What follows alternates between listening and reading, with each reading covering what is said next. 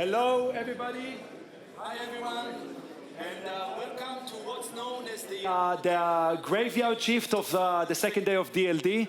So all of you guys are the survivors that made it to the end of the day. So first of all, a round of applause for all of you for making it so far. That's very exciting. So to sum up this great second day of DLD, we're going to have a stimulating, interesting, fascinating session with three of the brightest minds in tech and media today, and with me as well. And rather than do it in a traditional panel settings like most other sessions, we're going to try and spice it up by creating a TV-like game show right here on the stage. So I'll explain the rules in a second, but in the next 40 minutes or so, we're going to have fun and hopefully also talk about some of the interesting trends in tech and media today while having fun. My name is Shaul Olmert, founder and CEO of Playbuzz, and I'm honored to moderate this session. Thank you.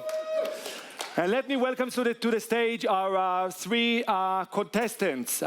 Contestant number one, he used to be the president and chief operating officer of a company called BuzzFeed, then moved on to be the CEO of the Daily Mail in North America, and now he's a board member at Basel, which is a politically correct term for I'm already made too much money and I don't need to work, but I needed something for the business card. Ladies and gentlemen, please welcome Jon Steinberg. Hello. Our next contestant. My buzzer's not working. Is okay. This is a premature ejaculation, but I'm glad to see that it's working. Our next contestant used to be a journalist and editor at cnetsnews.com before moving on to the Wall Street Journal's All Things D, and now she's a senior mobile editor at Vox Media's Recode. Please welcome Ina Fried. Hello. Yay! Nice. Last but not least, Chief Technology Officer and Vice President of something at Amazon. A guy that if he's going to lose today, it's not going to be anything new to him because his Seattle Seahawks were already crashed last night. So, the only way is up for him. Please welcome Werner Vogels. Hey. Good job. Stupid Patriots. So thanks everyone for being so joyful. Here. Yes. A beer will be handy. In our first round, let me explain the rules of the game. We're going to play a little homage to the famous TV game show, The Price is Right. In this show, the contestants are always presented with a certain product and then have to guess the correct price for it. The contestant who's coming closest, who has the closest guess, but not even a penny above the real price, gets 20 points. In our case, we're going to play the technology version by showing you logos of famous tech unicorns, and you guys are going to have to assess what is their current value. So if everybody's ready, let's start it. Yeah, post or pre? I'm sorry? Post or pre? No, I'm going the final valuation. All right. So what investors paid, not what they're actually worth today. Exactly. No, but they don't have investors. What's the current valuation? And we'll talk about what's the real valuation in your when we get there. So let's have it on. The first asset is Snapchat. John, what do you think is the current valuation of Snapchat? So, do I give commentary or just say the number? Okay, so I know that it's between. There was reports between 16 and 19, and I'm going to go in the middle. I'm going to say 18 now. 18. Ina. False. 16 billion. I thought it was 250 million, but given that you guys are probably much more knowledgeable, you said. I don't want to help you. You said. He said 18. I said 18 for 17. 17. Perfect. And the correct answer is. We've all over 12 billion. Where is that? That's so not let right. me explain that. It actually, they did raise money at $16 billion of valuation, but later on, Fidelity Investment, one of the key investors, doesn't count. One of the key investors has wrote off 25%, which is an interesting. So first of all, it means that Ina, I guess, well, none of them actually get points because they were all too high. Even better, democracy. But interesting question to you, John. So when a company raises money at the prime of their hype after a relatively short time of being in the market, talk a little about the risk they're taking by maximizing valuation at this point. And do you think that in 2016 we'll see many more tech unicorns downsize their valuations? Well, I think so actually, I'll answer a different question. I think that Fidelity did the write-down because with all the public market comps coming down, it's a separate function from the investment people that need to do these valuations. So they effectively had to just do it because the public market comps had so decreased. That's why they had to take the write-down to $12 billion. So, but I mean, to answer your question somewhat, I think that they will have to make mark-to-market adjustments because all these stocks are trading down so much in the public markets now. Thank you. We'll move on to the next question. And our next asset that we're evaluating are actually two companies that have virtually identical valuation. Both fantasy, sport, betting platforms, FanDuel and DraftKings. Werner, what do you think the valuation is? 5. 5 euros, 5 billion. Okay. Well, it's unicorns, so it's 5 unicorns. Okay, 5 And is this before or after the New York Attorney General? I'll say. Actually, they reversed that, eh? Oh yeah, I'll say 3 billion.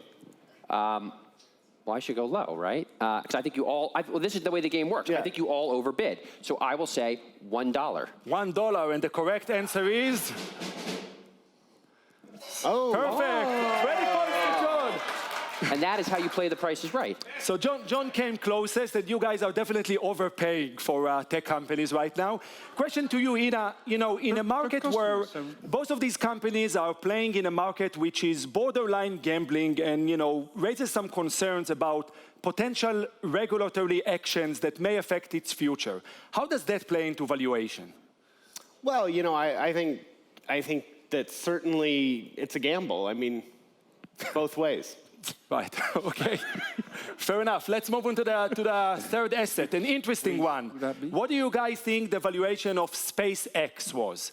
Let's have it as quickly as possible. You have to go first. Well, oh, because I won. Because you won. Fine. All right, $11 billion. 8 billion. 25. 25, and the answer is 12 billion. So John gets 20 more points. Good for you, John. John is on a roll. Werner, interesting enough, how do you really set a valuation for a company that operates in a market that nobody has virtually any knowledge about its economics and market dynamics like spaceships? Well, that's incorrect. I can actually decline comment on this because my boss has a competing company. John, you seem to surprisingly have an opinion about it. No, they have NASA contracts, so they're delivering. They have a real business, so they're delivering.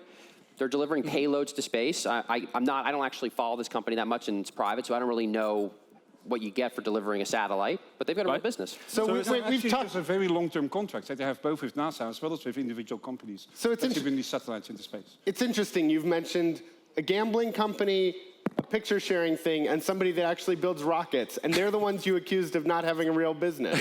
I didn't say it's not real. I just said that there's less. Touche, but just saying it's as John suggests, you do evaluate it based on its business performance right now, and that sort of sets a benchmark to how the economics of this potential market work. Well, the economics in the spaceship business is, for example, I don't know whether you saw the return yesterday. Actually, the barge return that they want to do is actually pretty complex operation. And so much of their financials are of all these companies that want to return their rockets back to Earth. Getting the rocket back safe is actually a significant portion on your balance sheet. And I think if you ask the Airbus CEO how seriously he takes it, I'd say very seriously. And they make a tremendous amount. Yeah. So, I think the idea, especially with governments getting less and less in this business, I think. Fair enough. Interesting. Let's move on to the next one, and that's an asset that all of you are familiar with closely. What do you think is its current value? John, since you won, okay, so I guess we're starting from you. 11 billion. 11 billion. I think that's Path's logo, so I'm going to say $1. No, it's Pinterest. $1. Is Dave here? No, 9 billion. Oh, shit. Sorry. 8. 8. And the correct answer is... This is getting very monotonic here. When the valuation of Pinterest was set, investors spoke publicly about using public companies such as Facebook and Twitter as a role model to base the valuation on.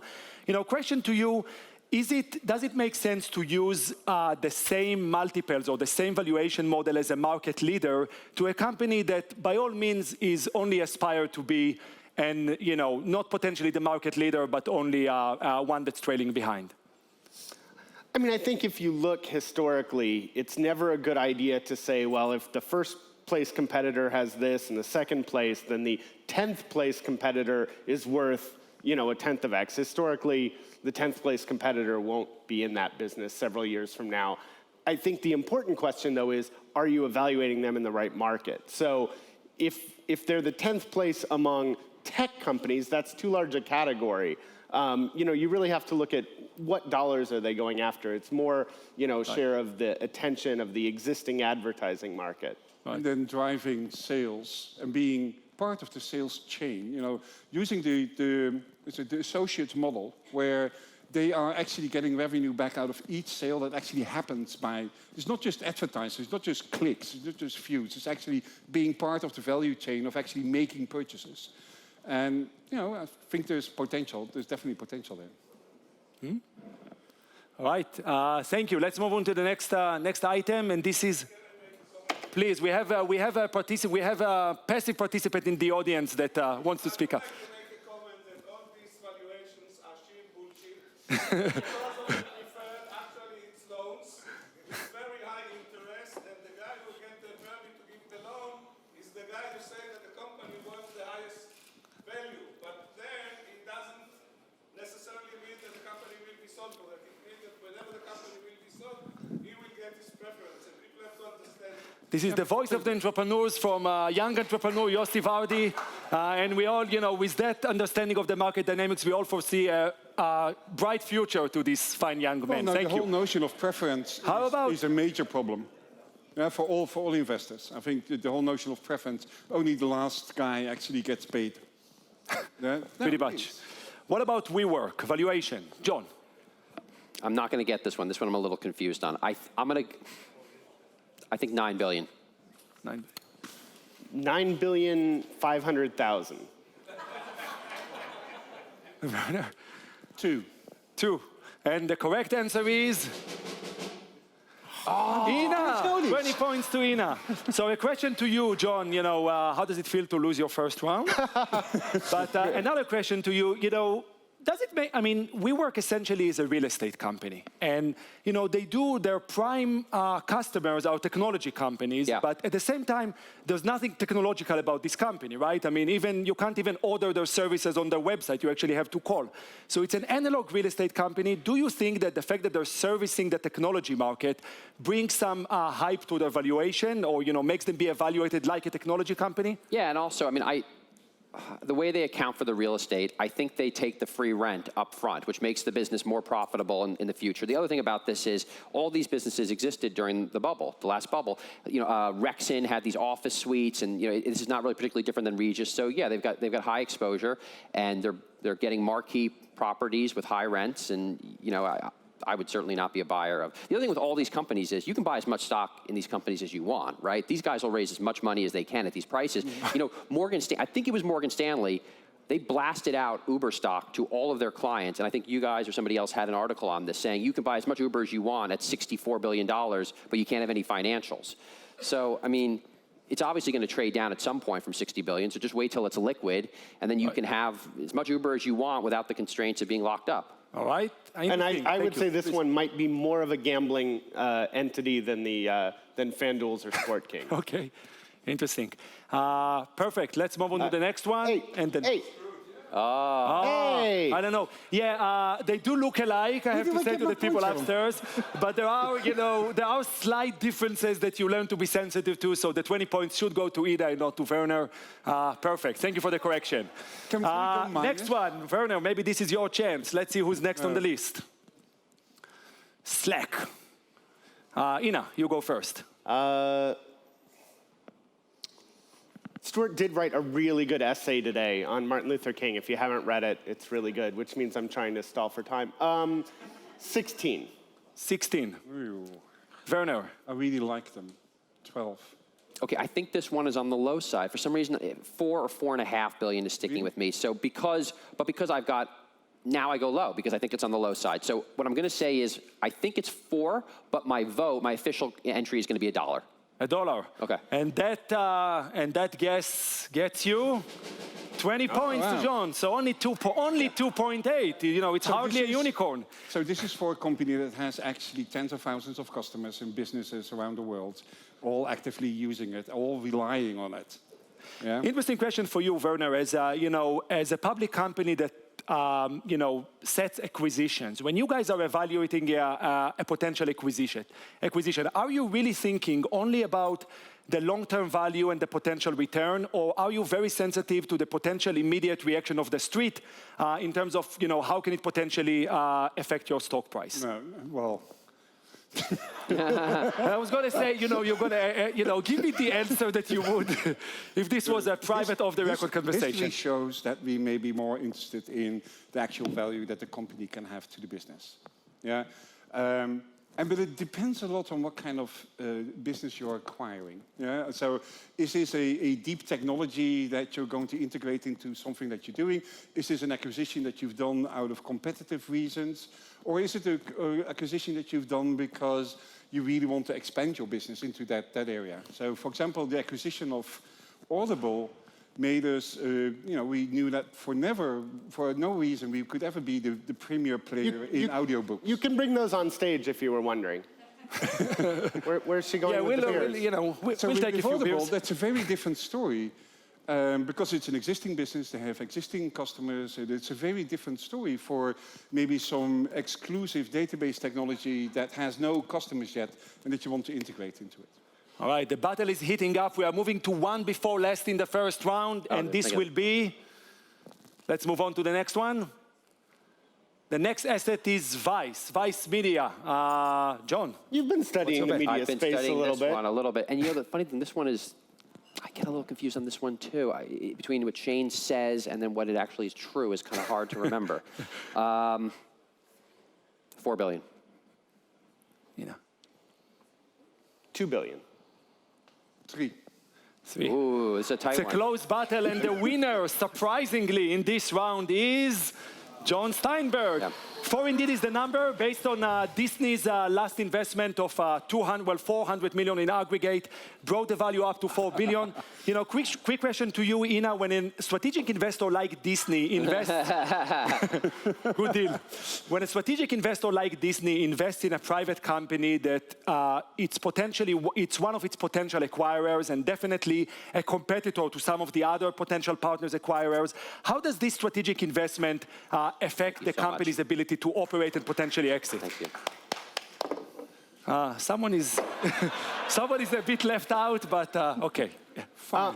No, I mean, I think, you know, first of all, the disclosures, you know, we got bought by Vox and Comcast did that with us. So, I mean, we're certainly in that experience. I mean, I think, you know, I think traditional media companies they know they don't know everything about the future and they want their hands in these pots. And, you know, Comcast has invested in Vox and I think BuzzFeed, right? BuzzFeed. Yeah. Yeah. You know, and I think they clearly, you know, you want to know what's going on. I don't think they're just investing, you know, to you know, put some of that cable money to use. All right, fair enough. Last but not least, the last asset we are going to evaluate is the host of last night's grand DLD party, Dropbox. And their value would be? 10 billion. 10. Ina? Can I bet on what he said? No, 7 billion, but I'm sure John's right. He's been right about everything, so. 11. 11, and the correct answer is 10.111 or something like that. Yeah, you know. $10 billion. So, we definitely have a winner for the first round, but rest assured the battle is still open because our next round is going to be an entirely different game. And who knows, maybe it's one of those games that, you know, Mr. Steinberg just wasn't programmed to play. So there's still hope for the other contestants in the next round. It shows that at Amazon, we don't look at valuations at all. Evidently. We don't really care about that stuff. And journalists are never good at math, so.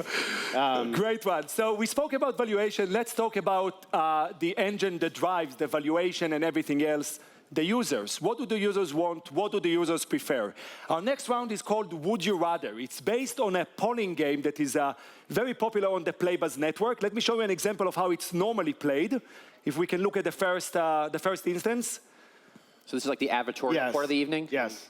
Here, it's a poll in which usually you're being asked a very important question and you have to answer based on your preference. So would you rather get a lap dance from Channing Tatum or have freshly baked cookies appear at your house every night? And people actually, express their opinions. Your goal today will not be to express your opinion, but rather to guess what do you think that a poll of about 20,000 people from the industry have answered. I'm going to ask the question to each of you. Each one of you is going to be asked an individual question, and your score will be based on what percentage of the people have picked the same answer. So if Ina picked an answer that is similar to what 37% of the people answered, she's going to get 37 points. So points can run pretty crazy in this round. And John gets 100 because he knows what every single person answered. He knows all of them personally. Just Because all by of the way, those have been reading BuzzFeed. exactly. To spice things up a little bit, we also, every now and then, between those serious industry questions, we also put in some of the popular questions from our network partners that will test your knowledge of other territories beyond technology. So with the first question, we go to Ina. Ina, what do you think people have answered? Would they rather get constant flow of push notifications, junk mail, unsolicited friend requests, or video pre-rolls before everything they do online? Which one did most users point out that they would rather have? I'm betting, well, how old are these people that were polled? That's a good question. They were all industry professionals from the media and tech industry that we targeted around our network. So we're talking about 20,000 people who hold Tech similar job industry to ours. people, I think they want friend requests because they don't have many friends. So I'm going to go with friend requests. Let's see how many of them did. Not too bad. You're getting 34 points. That was close. That was close. Great headway Well, no, I get to 34 Ina. Next points. question to you, John. What would people have rather to flood their Food porn. Instagram feed with? Is it food pictures, baby pictures, all sorts of hipsterish, sophisticated compositions, or selfies? Food. Food. And you have just gained 37 points. That is the correct answer. Good for you, John. Werner, here's whatever happens here, you have a chance of getting some points. So that's good news. So here's a question for you. Would people rather be stuck in an elevator with Why do I get this one? 10 screaming babies or 100 sick people? Well, given that I travel around the world all the time, I'm always in an elevator with 100 sick people, called airplanes. I'll take the babies. Babies, perfect. Of course. And wow, people. Breaking news, Werner is so back in the game. Wait, I think... Next question to you, Ina. I think it's unfair that people get the percent. I think you should just get a set amount of points. John, you're the only one complaining. Everybody else is happy. So, just say. All right. You know the prizes we're playing for here, right? Ina. Well, here you can drink. What did people answer that they'd rather have the exclusive, only one communications app in the world? Would it be Snapchat, Facebook, WhatsApp, or Tinder? Sorry, who was the question for? What's that? Oh, The it's for question is for me. you, for Ina. Oh, The hard one. That's easy.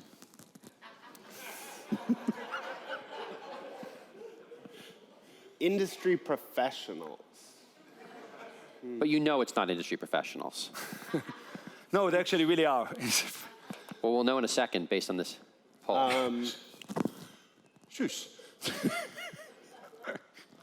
Well, we've challenged Ina with this one. I've been married for 16 years, so that probably explains my lack of knowledge about whether people want Tinder as their exclusive communications. I'm going to go with this safe one and say Facebook, because I don't think it'll be right, but I think some percent. Whoa. That's a whooping 69%, and John is beginning to feel the pressure coming from behind here. So, John, no idea. Here's your chance. Here's your chance of fighting back. What would people rather get rid of? Is it cable TV, internet, smartphones, or newspapers? This one is hard because it's either cable TV or newspapers, but I don't know if the respondents even have newspapers to get rid of. But this is how the question was phrased to them. Is that right? This is not industry professionals. All right. So I'm going to say newspapers. Newspapers. And Once again, you are right on the money. Good for you, John. 64 points. Speaking of which, what is your new company where going would to do? people rather read online content? In a restroom, at a classroom, while traveling, or in bed? It's a very hard one, too. While traveling. While traveling. Not so much. Crazy. People sleep while traveling, evidently. So tomorrow, we have this starting session tomorrow morning about sleep. First thing in the morning. Yes. Who puts the schedule on sleep first thing in the morning? Whatever. If you want to sleep, do not read content. The irony of the 9 a.m. Ina, that's a tricky question for you. We thought that you will be in the best position to answer that. Easy. Would people rather use somebody else's toothbrush or wear somebody else's dirty underwear?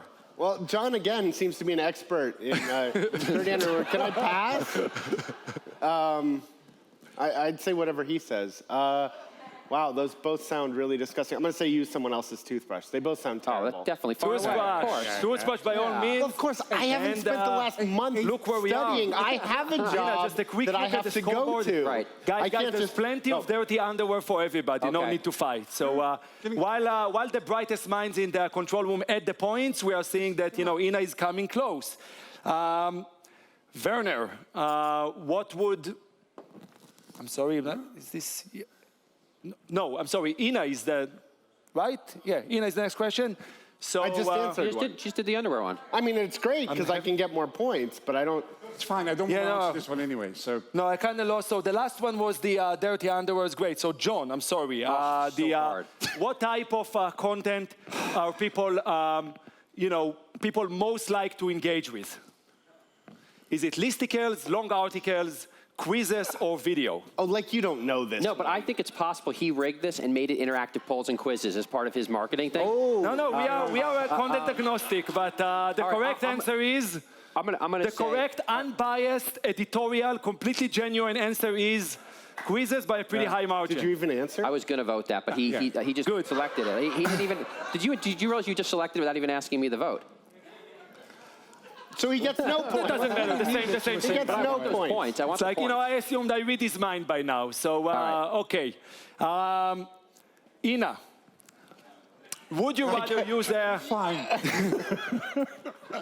No, it's Werner. I can't It's embarrass Werner. myself. Werner, I'm sorry. Werner, we cut you out because, we didn't want to He's getting embarrass us you. You're not confused answering anything again. correctly anyway. This happens to us wherever we go. They So get here, us. take this one.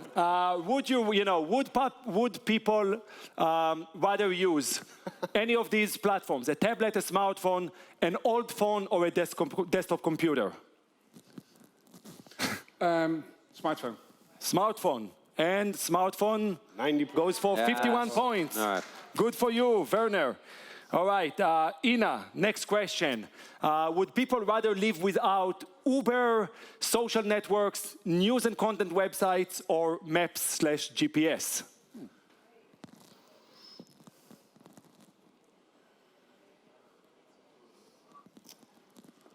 Ina I'm doesn't gonna like say to answer Uber. without thinking. I'm going to so- say Uber because I don't think the masses. Yeah. I And never we got that have one. a new- I Because never got not that one. everyone lives in San Francisco or New York. People, we have a Breaking. new lead, so it's getting interesting. Oh, this one's easy. Werner, you're up next with a question. No, it's me now. It's me. It's me. Okay, I'm sorry. It's me, also known as John. So, John, you're. This one is clearly people would rather walk on hot pavement than be drowned. So the question was, would you rather walk on a hot pavement for 30 minutes or be held underwater for 3? And John thinks that. Which one did you say? Walking on hot pavement is favorable. Yeah, the being. What did the industry professional say? Yes. That as well. And John is definitely back in the lead. So, Werner, I guess you're not last but not least, your chance to make an impact and get back No, in he's the race. last and least. What's that? Would you rather have news curated for you? And again, that's a question we asked the masses, the public. So let's see what was the general public opinion about that. Would you rather have news curated to you by your friends, by your Notice content journalists apps, or by wasn't even an editorial option. No, he didn't even people, put that up. by the social networks automatic algorithm, or by search? I noticed journalists wasn't even an option here. Well, we said favorite content apps means you, actually. That So means, the that means editors that means that, editorial favorite Yeah, app. the favorite editorial- content apps means editorial. What's that? I'm saying favorite content apps, that's editorial? Yeah, I mean, the content, if you go to Record's app, they curated some news for you, We right? have an app? So this is what. Well, you what I may want to think- put it on your to-do list for 2016. I highly recommend apps in So general. this is what I think, what other people think, Okay. not what I think. Yeah. So I'll pick your favorite content apps. Favorite content apps, let's see. Well, it could have been worse. You're almost up to the public's opinion. What? Thank you. That will do for the second round. And since we're running late and people do want to go and get drunk and do other stuff that they do in conferences, we'll Wait, we jump can't do straight both? to the last round in which you'll get to actually use your favorite buzzers. All right. So the last round, we are calling it conveniently buzz or play buzz, which makes it a verb. And in this case, the question is referred to all of you at once, and whoever gets to use the buzzer first and answer correctly will win 20 points. The one who if he answers incorrectly, they're losing 20 points. Okay. And in the first round, we will be showing you a content article that was published on the Playbuzz network by one of our publishing partners, and you'll have to guess whether this content item is an editorial piece of content or a sponsored ad. So, was it paid for, or was it the labor of So the premise editorial suggests workforce? that on your site, people can't tell the difference. I'm sorry? So No, the it's whole clearly labeled when people use it on their different websites, but wait, are you John's ready for the already first buzzing in. one? Isn't it up there? Okay, great. I guess, the That wasn't rules are fair. very I think that flexible, wasn't so fair. please. That wasn't fair. You weren't clear. Okay, whoever wants to buzz first will get to answer Well, no, I think you first. should go to the second one because John, since you so happily volunteered, editorial. editorial, and the correct answer is No, editorial. indeed. So that was not a campaign, but an actual. No, it is a campaign. I'm sorry. So this is a campaign by Evan, and John is losing 20 But it's not even points. labeled as such. Second example is this. Ina, your buzzer doesn't No, work, but let's Werner. I Werner dropped was my first. beer. Okay, great. So I would say native ad. Native ad. Was that a native ad? Doesn't matter. No, that was actually an organic content. So this have is, to be kidding. this was published on Huffington Post, and it's actually a sponsored item that was created by. No, I'm sorry, it is a native. I'm confusing the terms myself. Dude. What's that? Go back. Was that just the control room? Was it a sponsored ad or an editorial content? I'm Can buzzing you go in on back? the next It one. was an organic content. It was editorial content, organic content. Okay. Yeah, you were wrong. Okay, fine. Third question. Yeah, you can just. Yeah. Organic content. Organic content. Is it organic content or a native ad? It depends on the The right sunscreen. sunscreen for you is indeed an organic content. So, it may seem like something that a sponsor would favor, but it was actually a very genuine editorial content. Question to you, Ina, as someone who works for a very highly regarded, high-integrity editorial publication, is sponsored content something that you guys have done before or would consider to do, or is it a complete separation of church and state for you guys? No, I mean, I think we do it and we have it on our site. And I think, if you want to be a publisher in 2016, you have to, use the tools that are available. And we've always believed in that. You just have to have it very clearly marked. Is it clearly identifiable from other Yes, content? everything Peter Kafka writes is sponsored content, and everything the rest of us do is no. No, I mean you have to be clear, and if you were ever to break that, that's a huge break in trust. But you can't not play in the thing. I was very struck this morning by the editor-in-chief of The Economist, saying that they don't do that. I mean, I imagine they have advertorials still in the magazine, and that's just business. All right, perfect. Thank you. We're moving on to the next one, and the next question is it an organic content or a native campaign? Doesn't matter. And looks like Ina was the first to buzz. I'm going to go with organic. That looks like organic content, though.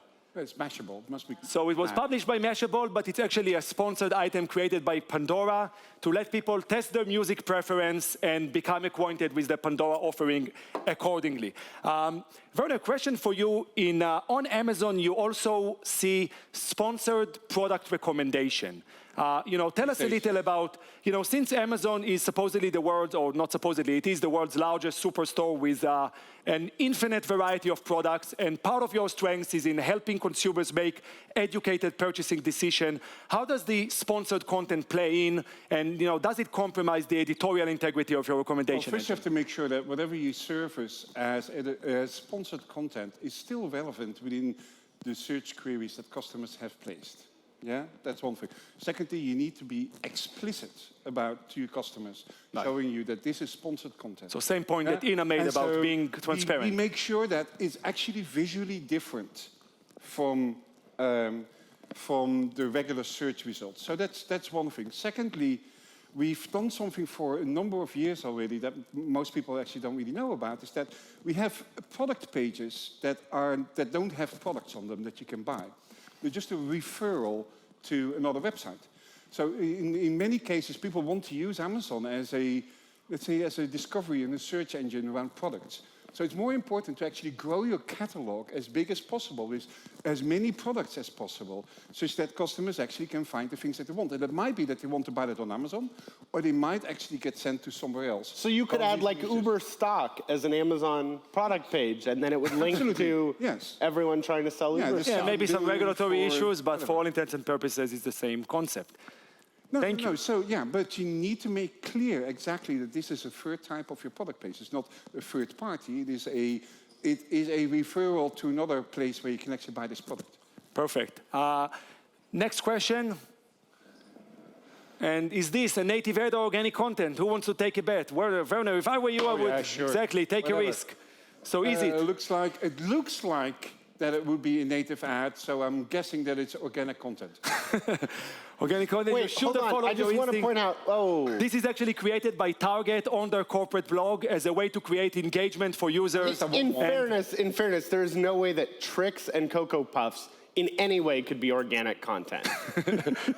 That's a very valid point. So, last question to you, Jon. There used to be a very clear distinction between quote-unquote serious publications that would publish news and more, serious content and tabloids. Incorrect. I'm saying there used to be. No, there never was. There never was. Okay, actually, let us hear about it. The history of this is the New York Times went into special sections. Actually, the original Daily Mail always had hard news of the day and lighthearted stories about, what do underwater divers wear, like going through like the costumes that divers would wear to preserve their oxygen underwater. So there's always been the kind of the wacky and the whimsical and the hard news. And the New York Times is the one that has the style section and the auto section and the architecture section adjacent to the hard news. So that's the history of newspapers. Right. But it's still in the same business as advertisement, in essence. Yeah. So it's more interesting, like to look at, for example, the Telegraph in the UK, who actually took all of their fashion content from all the different properties that they had, built one site out of that, fashion.telegraph.co.uk, and then make everything that's on there buyable. Yeah. So you merge content with e-commerce. Yeah, and so I think that's a much better distinction from sort of, it's clear that we want to look at this and we want to browse through this, but if we want to buy stuff... I mean, that's the thing that fascinates me, and it's unfortunate, and we've got to solve this for journalism, but if you're a newspaper, you've got to think, what are we good at? What do we own? And how do we build a business around it? That's an example of building a business around something you're good at. Well, and not actually in the first place, not really knowing whether it's going to be successful, but it turns out to be successful. First of all, you get all sorts of high-end advertisers like Tiffany's and whatever that want to do really high-end content around it. But also, now it becomes a repeatable thing that you might want to do for cameras, you might want to do it for cars, you might want to do... this is a pretty good idea. You should tell your boss I have to cut you off, and we will have to continue this discussion elsewhere. These were Werner's famous last words, because as you can see, Werner came in close third, Ina came in second, and the grand winner of the DLD game show is Mr. Jon Steinberg. Congratulations, Jon. Thank you. And Jon, just before we leave, we're not going to leave you empty-handed, so we want to crown you as an official unicorn. If you could put that on. And, that's that. Does it go through my head like exactly, like that. Beautiful. And everybody is at liberty to take pictures. I'm so happy. Thank you for our contestants. Thank you for the audience that stayed put. And thank you for DLD for hosting us. All right. Thank you. Yeah.